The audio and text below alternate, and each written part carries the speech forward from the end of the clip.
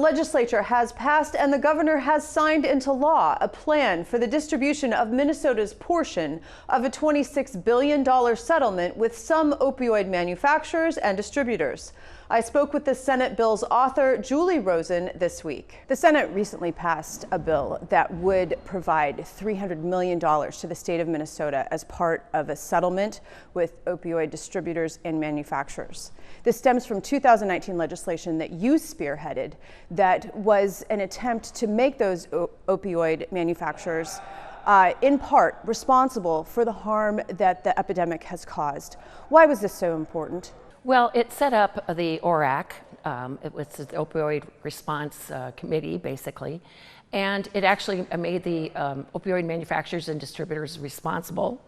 At the time, we knew lawsuits were coming, but we weren't sure the mechanism and how fast those dollars would be coming in. So it was just the precursor for when the national opioid lawsuit was signed by the state this summer.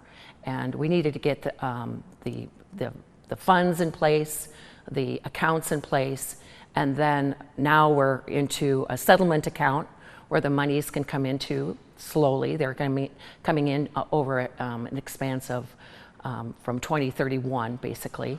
And we're going to have some relief out to our counties and cities and to the state.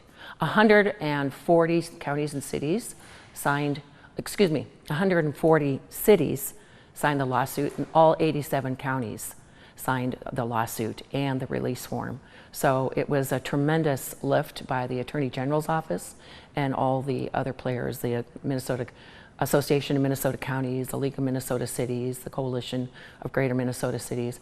It was a big lift, but I'm very proud of the work they did. Now, this 2019 tax, essentially, this licensing fee that the manufacturers and distributors pay, this will be ongoing, and this is a separate pot of money than the $300 million. Yes, there's going to be two pots of money, right.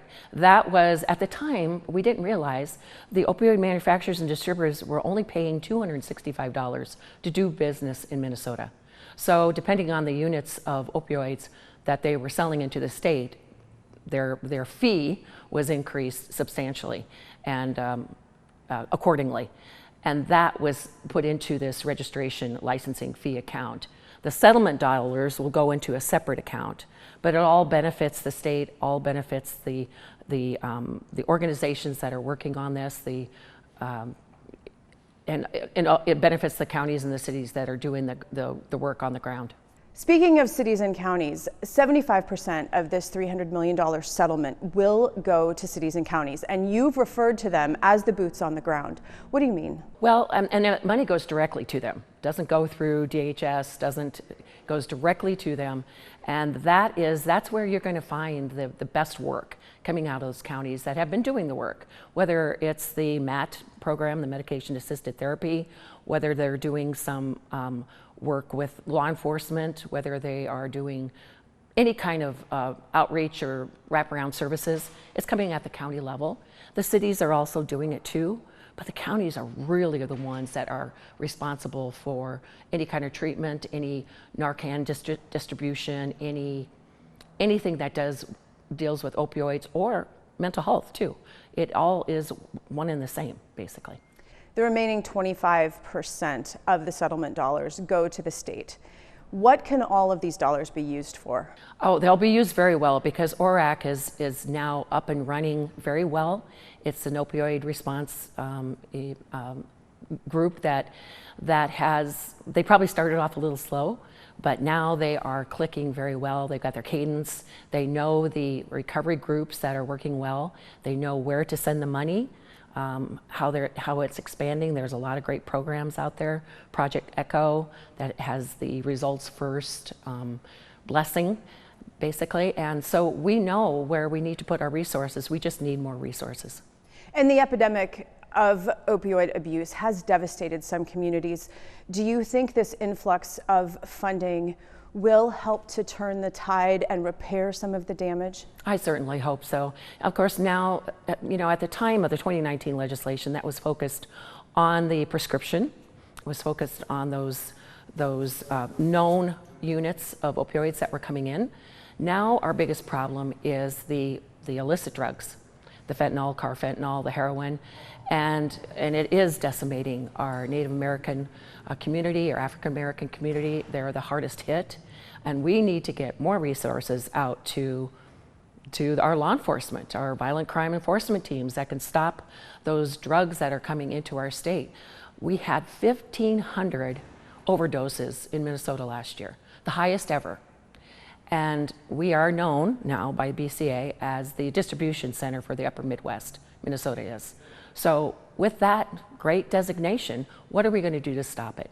And I think this is one of the tools that are so important, is to make everybody accountable. We can use those dollars, the counties can use the dollars how they have to, but again, it's our responsibility as a state to really focus now on those illicit drugs.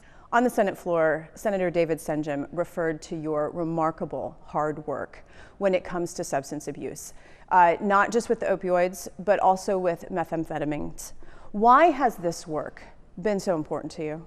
Well, there's no one in my family or friends that have they had the unfortunate mishap of being involved in this. Serving a district on the southern border next to Iowa with methamphetamine, it was coming up from Iowa, and it was decimating southern Minnesota with the manufacturing of methamphetamine. And I just got very involved. There was some important people that pulled me into that world, and it's been captivating and very heart-wrenching to see the stories, see the lives lost and the collateral damage. And I just got personally committed to this arena, especially because of the children. The children were the ones that I just, you know, I don't cry often, but those were the reasons why I would see the devastating effects of especially methamphetamine on those children. Senator Rosen, thank you for your time. Oh, thank you so much, Shannon. It's good to talk to you.